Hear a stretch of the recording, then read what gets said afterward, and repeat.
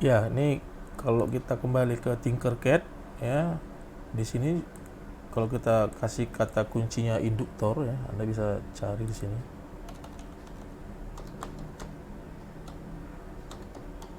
Nah, ini juga ada kan induktor ya, Anda bisa tarik. Ah, ini satuannya Henry ya. Henry ya, ini juga ada juga pico Henry, nano Henry, micro Henry ya, milli Henry. Nah, ini juga nanti kita pelajari detail lah. Baru dari sisi prinsip kerja, sebenarnya induktor ini juga bisa menyimpan juga di energi listrik, bisa dia menyimpan juga ini, hampir bersama juga kayak kapasitor ya. Malah kalau saya ditanya, kalau kita bayangkan ini induktor ini dia punya inersia, dia apa inersia, inersia itu punya inersia. Coba kamu baca lagi lah ya tentang prinsip-prinsip inersia ya.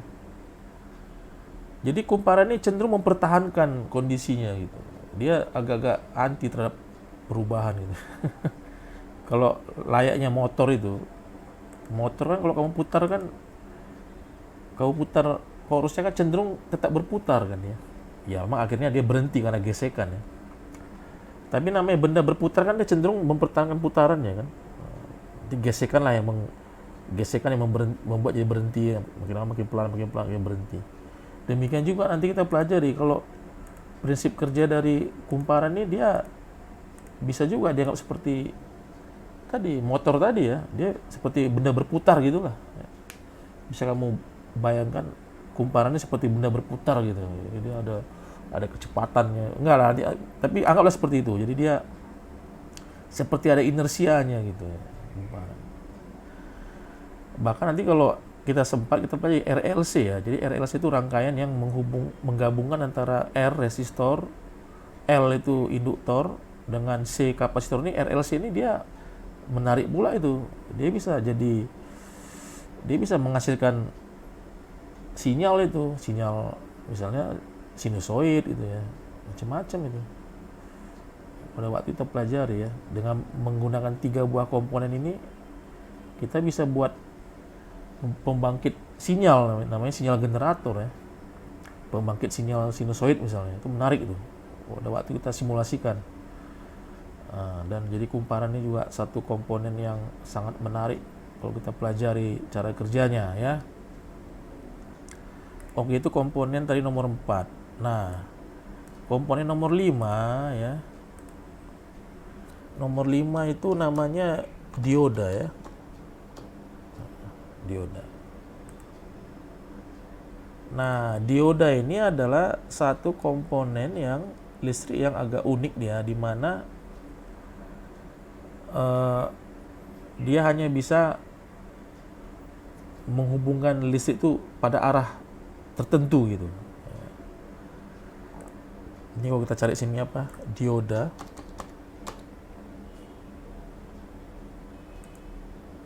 Tunggu ya, sorry ini agak error nih. Kita cari sini ya, diode ya. Nah, ini bendanya ya, dioda. Nah, dia punya 2 kaki ya, katoda dan anoda ya. Katoda dan anoda. Nah, baru ini ada apa ini? Cara mudah menghafal ya. Ini kamu ingat aja kata kuncinya ini kenap ya. Kenap ya. Apa tuh kenap itu? Katoda negatif, kemudian anoda positif. Nah, ini perlu kamu ingat aja kata kuncinya nih, kenap nih ya. KNAP ya. Katoda negatif, anoda positif. Nah, jadi kalau kita balik ke gambar ini, katoda negatif berarti nanti ini dihubungkan sama negatif. Anoda positif berarti nanti ini kaki ini dihubungkan sama positif itu. Sama kan? Ini lihat nih, di mana tanda gelangnya nih. Tanda gelang menyatakan ini negatif gitu, karena katoda negatif. Sama kayak kapasitor kan? Ini kan negatif nih, ada garis nih menyatakan negatif. Ini begitu. Ada garis berarti dia ada negatif. Katoda negatif, anoda positif.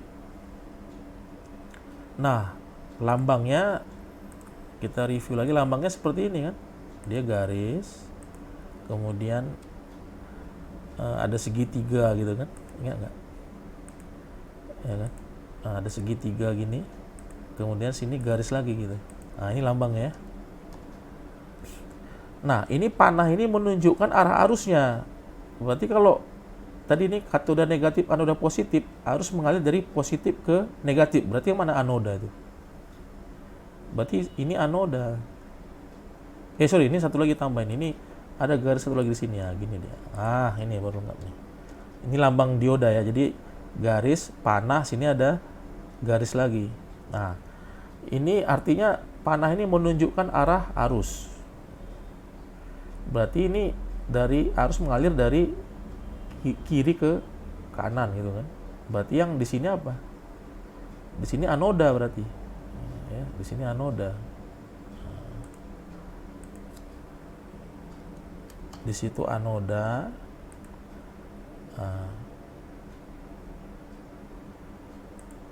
Di sini katoda ya, yang negatifnya katoda. Di sini katoda.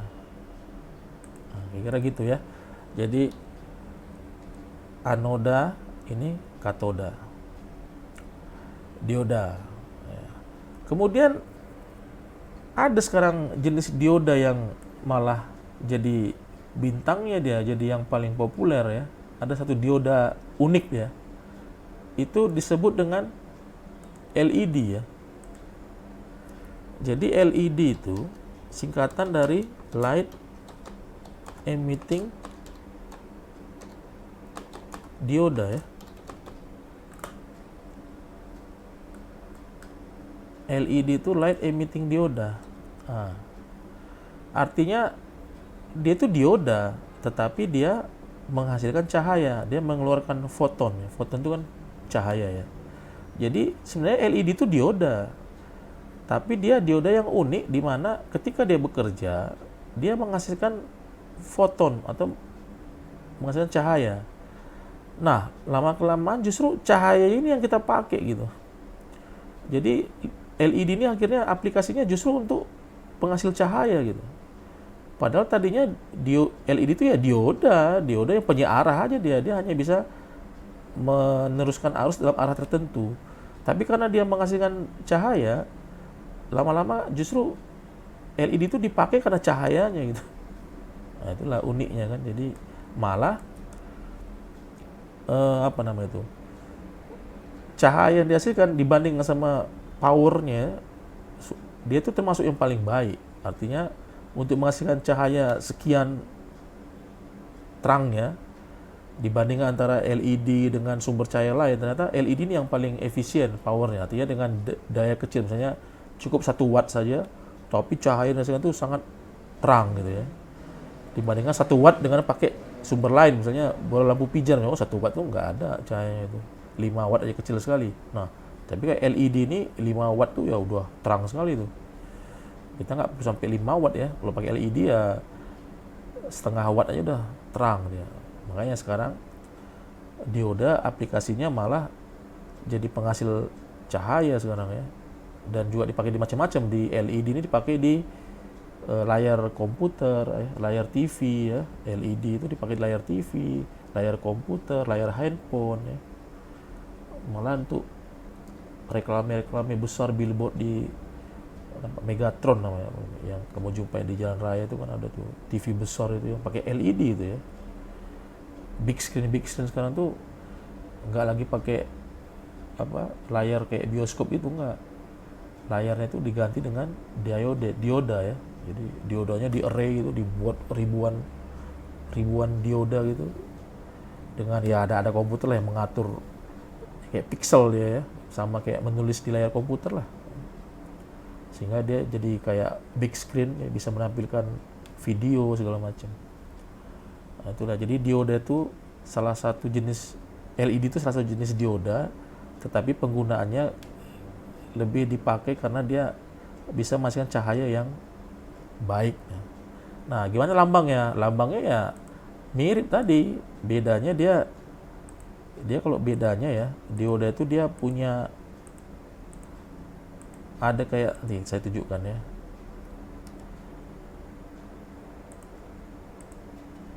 Bedanya dioda itu dia di sini ada kayak gini nanti dia. Ada kayak ada kayak ada lambang kayak gini dia. Ini artinya ada cahaya keluar gitu. Nah, jadi kalau kamu jumpa nanti di skematik itu ada benda lambangnya dioda tapi ada kayak garis seperti ini, itu berarti dia LED ya. LED. LED itu ya. Oke. Kalau sama di sini kan, kamu masukkan kata kunci dioda kan, dia ada dioda yang seperti biasa juga ada LED kan. Nah, sama tuh. Berarti LED ya emang dioda juga gitu. Jadi ada ini dioda juga, ini dioda juga gitu. Oke. Itu komponen nomor berapa ini? Nomor 5. Nah, komponen nomor 6 itu ya, itu kita sebut sebagai transistor.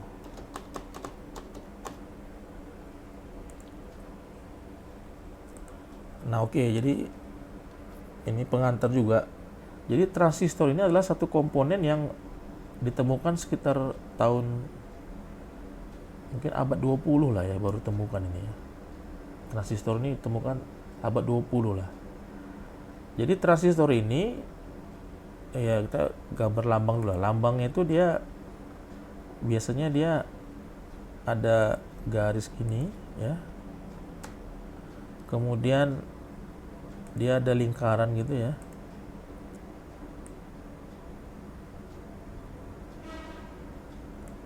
Kemudian di sini kita garis lagi.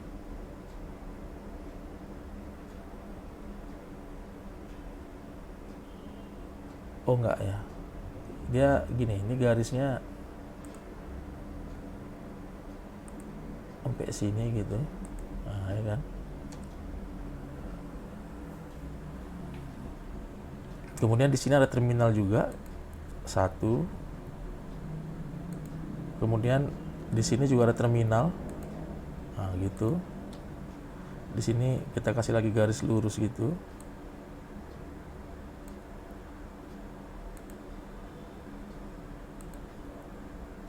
Nah, di sini nanti ada garis dari sini ke sini. Kemudian seperti huruf K gitu ya. Cuma sini biasa sini nanti ada panah juga deh gitu di sini. Katakanlah di sini nanti ada panah. Oh, sorry gambar jelek ya, ini panah. Nah, ini namanya transistor ya. Jadi dia punya 3 kaki ya, punya 3 terminal. Terminal pertama itu namanya base ya. Yang di tengah ini base, ini base.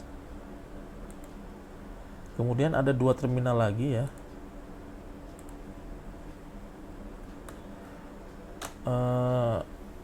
Apa namanya? Kolektor ya. Ini kolektor. Ya, atau kita ganti aja ya. Kolektor.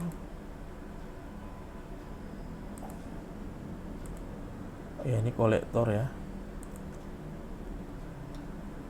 Kemudian yang ini emitor ya.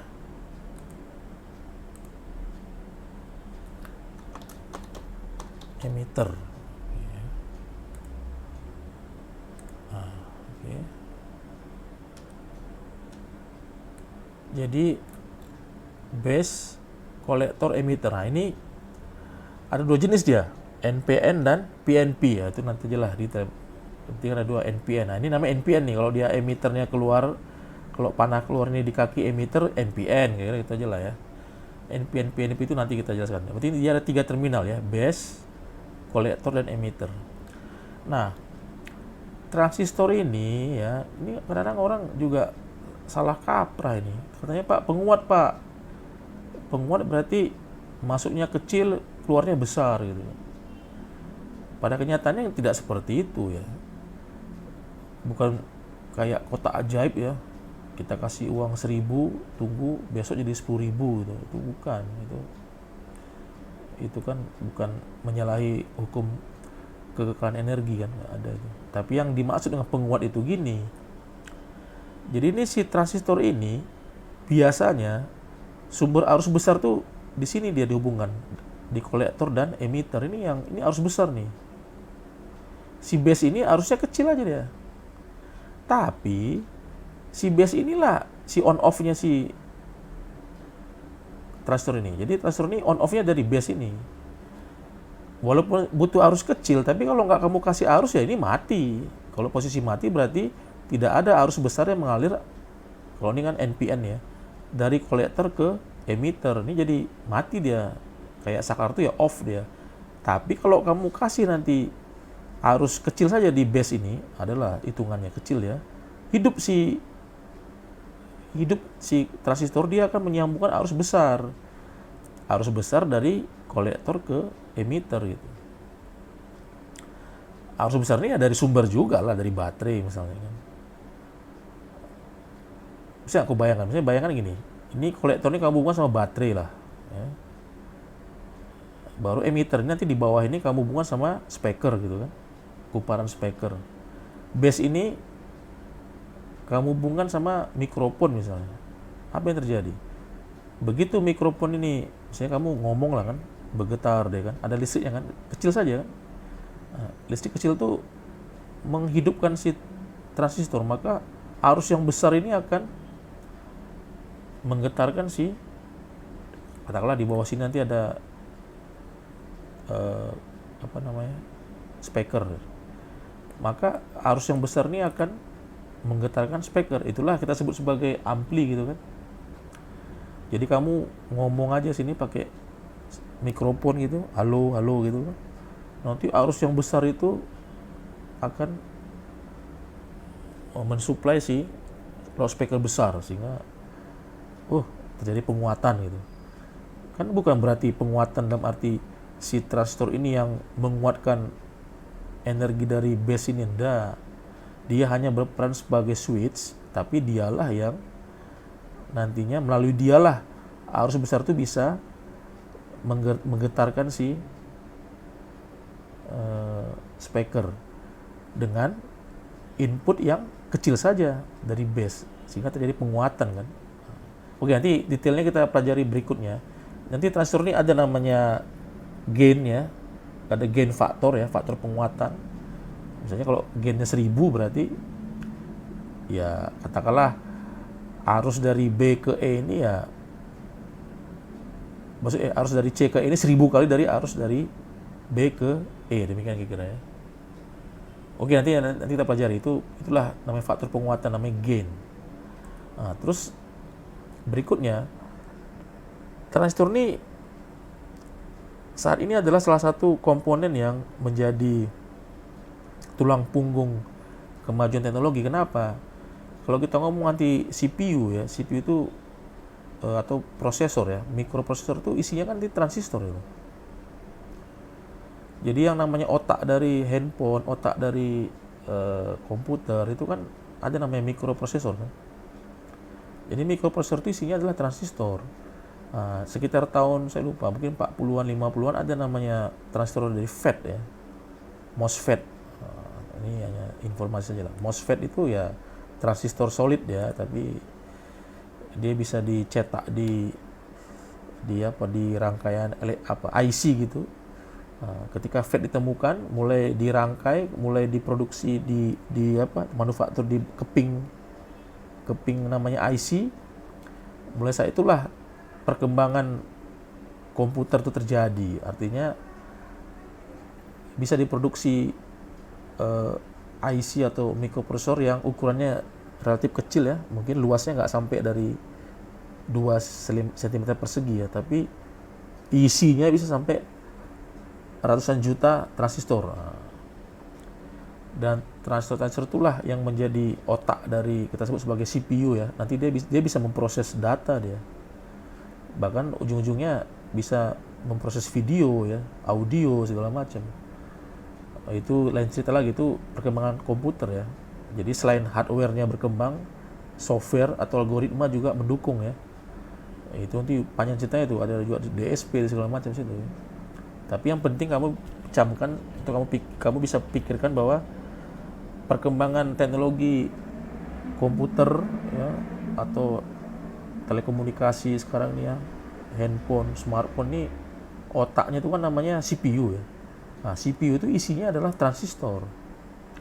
Dan itu berkembang ya, dari tahun 70-an mungkin isinya cuman ribuan transistor, tahun 90-an sudah seratusan juta ya.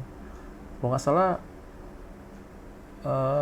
mikroprosesor terbaru yang saat ini ya, yang ditanam di smartphone canggih itu sudah miliaran ya. Jadi artinya satu keping CPU handphone terbaru itu, pada keping itu ada miliaran transistor sangat kecil ya. Jadi teknologi, nah ukuran itu sebutkan nano, berapa nano, teknologi berapa nano, itu pun kamu bisa pelajari. Ada yang teknologi 22 nano, kemudian berkembang lagi jadi 10 nano ya. Sekarang mungkin udah sub 10 lah, di bawah 10 nano. Walaupun nanti ada juga nilai maksimalnya ya, artinya sudah tidak bisa dibelah-belah lagi tuh. Mungkin 10 nano itulah yang saat ini yang paling teknologi termutakhir ya. Jadi artinya apa? Ukuran dari satu buah komponen transistor ini tidak lebih dari 10 nanometer ya, di mana 1 nanometer adalah sejuta milimeter ya. Bisa bayangkan betapa kecilnya itu. Oke, jadi intinya transistor ini aplikasinya banyak dipakai untuk desain mikroprosesor ya. Walaupun nanti juga pakai juga nanti untuk juga dipakai untuk apa ya, rangkaian apa transmisi daya ya. Kita pakai juga ya, nanti kita pakai itu. Kita di mekatronika juga banyak juga pakai transistor yang untuk berhubungan sama daya ya, power. Namanya power transistor. Oke. Nah, jadi kalau kita lihat di sini, kita juga bisa ya cari yang namanya transistor ya. Nah, di sini dia buat ada dua, ada NPN dan PNP. Oke ya kan. Toh. Ini yang tadi sebenarnya tadi MOS tadi ya. MOSFET ini NMOS, PMOS ya.